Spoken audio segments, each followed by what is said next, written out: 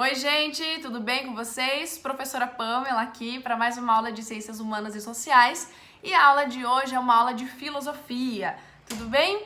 Gente, antes de iniciar a aula, eu queria deixar como um recadinho aqui para vocês que essa metodologia muito nova, que pegou todo mundo de surpresa, tanto nós, professores, quanto vocês, alunos, é uma forma, que a gente está encontrando, o ensino à distância, de antecipar todos os tipos de problemas que nós possamos ter, até porque as datas permanecem mantidas, sobretudo para o Enem. Então aproveitem essas aulas, aproveitem essas oportunidades e mandem um feedback. Prof, tô conseguindo acessar as aulas, tô tendo dificuldade, o som tá bom, o som tá baixo. Nos informem, Nós professores somos muito pegos de surpresa, todo mundo foi, mas muitos de nós não temos habilidade em lidar com essa ferramenta, Eu confesso que nos primeiros dias, nas primeiras aulas, eu olhava para o meio do celular e não para a lente da câmera, Eu gravo pelo celular. Então, todo tipo de sugestão, de feedback é muito bem-vindo para nós, A gente está fazendo esse trabalho para vocês, para que vocês possam aproveitar, tudo bem? Então, sem mais demoras, vou aí ao nosso tema de hoje.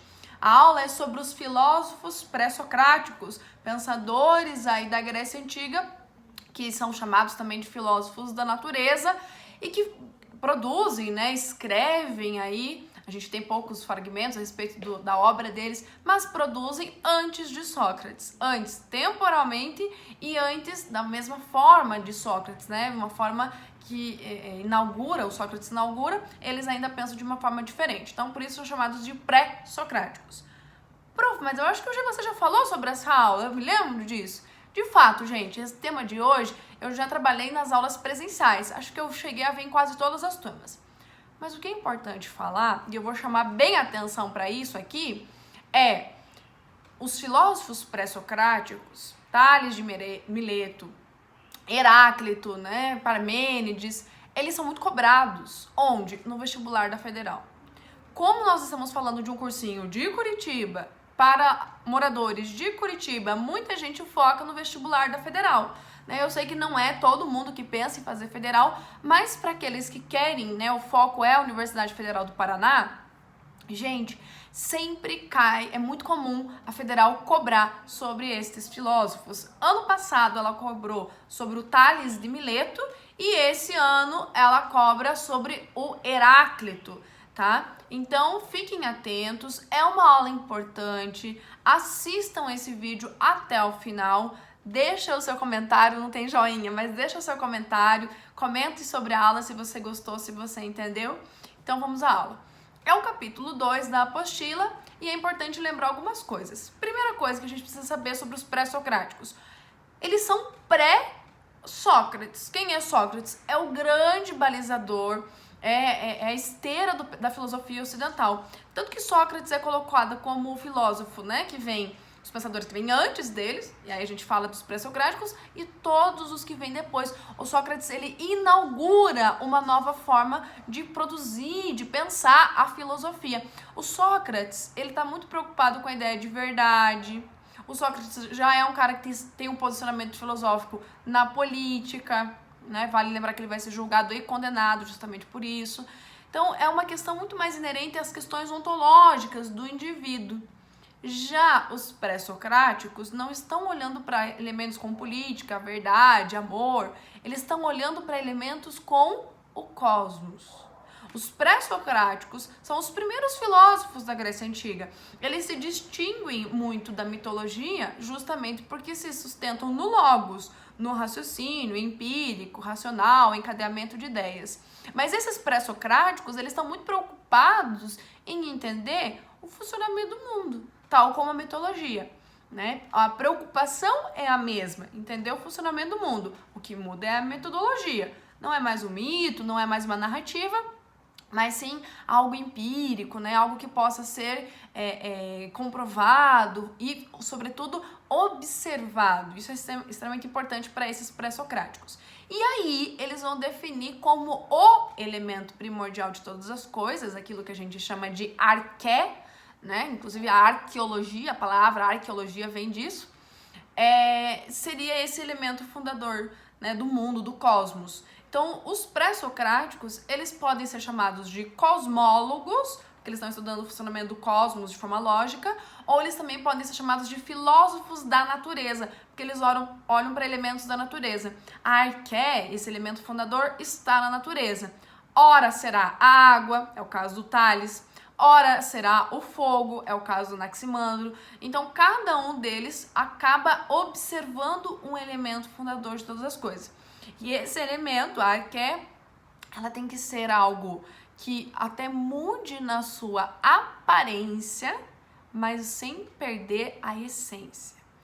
O Tales de Mileto com a água é o fundamental disso. Porque nós temos o seguinte: um pensador, o Tales, grego, viajando para o Egito, e no Egito ele observa o rio Nilo. E é a partir das suas observações, e aí a gente tem a empiria aí, ele constatando a influência, a importância do rio Nilo para aquela civilização. De fato, até hoje o rio Nilo é extremamente importante para o Egito. Então, quando você pensa nisso, quando você observa isso, você fala, olha, ok, temos um raciocínio lógico e uma observação da natureza. Temos os elementos fundadores ali da filosofia. E aí o Tales fala, a água, apesar de mudar na sua aparência, no estado sólido ela vira gelo, no estado gasoso ela vira vapor, mas ela não muda na sua essência. A composição química, ela é sempre a mesma. Então isso é muito importante. Os pré-socráticos, eles estão, não se esqueça, tentando encontrar o elemento fundador de todas as coisas. A gente chama isso de arqué. Esse elemento está quase sempre na natureza. E aí eu vou citar aqui alguns deles. Tales de Mileto, para ele, a água. Pitágoras é fantástico, gente? Porque o Pitágoras, ele não coloca exatamente o elemento da natureza, mas a própria natureza, só que dos números, O Pitágoras, ele diz que os números são perfeitos e os números já estavam aqui muito antes de nós, humanos, inventarmos, a matemática para poder mencionar eles, mensurar. O Pitágoras, ele diz que tudo pode ser quantificado. Ele é um amante da matemática. Quem gosta de ciências exatas gosta bastante de Pitágoras. Ele diz que eu posso quantificar o quanto eu amo ou odeio ficar em quarentena, de 0 a 10, quanto eu amo, quanto eu odeio. Eu posso quantificar o tamanho da minha face, a tela do notebook, do celular. Tudo para Pitágoras é quantificável, então para ele o elemento primordial são os números. Nós temos também a escola dos atomistas, Obviamente, atomistas, a ideia de átomo. Eu estou falando sobretudo do Demócrito, Leucipo também faz parte dessa corrente filosófica aí. E aí a gente lembra que o átomo, sobretudo para os atomistas, é o átomo ideia, invisível, eles nunca viram, não havia o microscópio, obviamente, indivisível, a menor partícula indivisível. A gente sabe que durante muito tempo se pensou que o átomo também era indivisível, até a bomba atômica, e o átomo inteligível, Então, para os atomistas, o átomo ideia, invisível, inteligível, porque ele se une ou se separa, formando substâncias, e indivisível, tudo bem? E por fim, nós vamos ter a característica principal aí dessa filosofia e que é o foco para esse ano para Federal, que é a oposição entre o Heráclito e o Parmênides. O Heráclito, ele vai colocar como elemento primordial, a arqué, a eterna mudança. Para o Heráclito, tudo muda o tempo todo. Nós nunca somos os mesmos que éramos há 1 minuto atrás, há 1 segundo atrás. E aí ele exemplifica isso de uma forma que eu acho extremamente fantástica.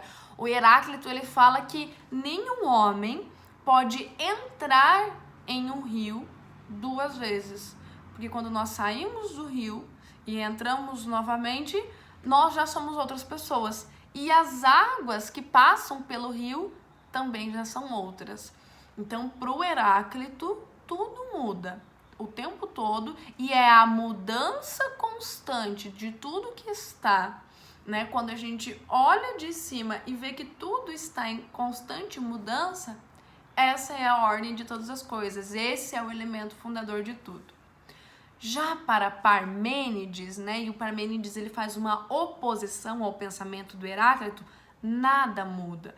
Né? O Parmênides fala que as mudanças, elas são ilusórias, mas o ser primordial de todas as coisas, ele não poderia mudar, né? O ser é, e portanto, ele não pode não ser. Então, se o ser é um elemento imutável, as mudanças, elas são ilusórias. Esse pensamento do Heráclito e do Parmênides, depois ele vai ser assimilado, né? E a gente vai ter aí uma grande conexão, né? No pensamento, na filosofia platônica. O Platão vai juntar essas duas ideias aí, né? O que é importante reter, gente, dessa aula aí? Os pré-socráticos, os filósofos pré-socráticos, eles estão tentando, né, e eu acho que é o Kant que fala isso em um texto, eles estão tentando explicar o mundo de uma forma que, do nosso ponto de vista, é ilógico, é bizarro. Fala, eita, os caras achavam que tudo era água, né? Pensa no Anaximandro e no Anaxímenes, né, que falam, o Anaxímenes e no Anaximandro colocam a ideia do apeiron, né? Então, do nosso ponto de vista, fala, poxa vida, não faz muito sentido, né? Mas o princípio filosófico fundamental da filosofia pré-socrática, do pensamento pré-socrático tudo é um, né? Tudo o que forma é um, é o elemento, a arqué. E eles não fazem isso sustentando em mitos, eles fazem isso sustentando de uma forma que para eles fazia sentido, observando na natureza. Então, fique atento aos filósofos pré-socráticos, observe todas as informações que eu coloquei aqui no slide, tá? E, ao término dessa aula, responda, se possível, os exercícios que estão tanto na aula quanto lá na sua apostila. Tudo bem? Teste seus conhecimentos, vê como é que está sendo aí para você resolver aí e absorver esse conhecimento. Um forte abraço para cada um de vocês e estou sempre à disposição de todos vocês. Até a próxima!